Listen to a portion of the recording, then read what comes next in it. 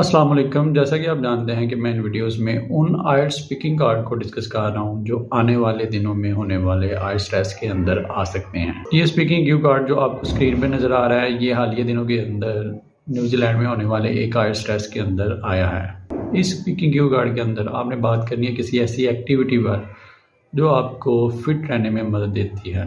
آپ کو بتانا پڑے گا کہ وہ ایکٹیویٹی کون سی ہے، آپ کیسے کرتے ہیں اور کہاں پہ کرتے ہیں وہ ایکٹیویٹی۔ اس سے پہلے میں آپ سے ایک اہم بات کرنا چاہوں گا کہ اگر آپ آئلٹس کی تیاری کر رہے ہیں اور آپ کو آن لائن ٹیوٹر کی ضرورت ہے تو آپ مجھ سے ان باکس میں رابطہ کر سکتے ہیں۔ Let's answer this Q card for your better understanding. میں پہلے اسے اردو میں بیان کروں گا اور پھر اسے انگلش میں ٹرانسلیٹ کروں گا۔ میں روزانہ شام کو قریبی پارک میں واک کرتا ہوں۔ پارک کی قدرتی خوبصورتی اور ماحول نے میری واک کو خوشگوار بنا دیا ہے۔ میں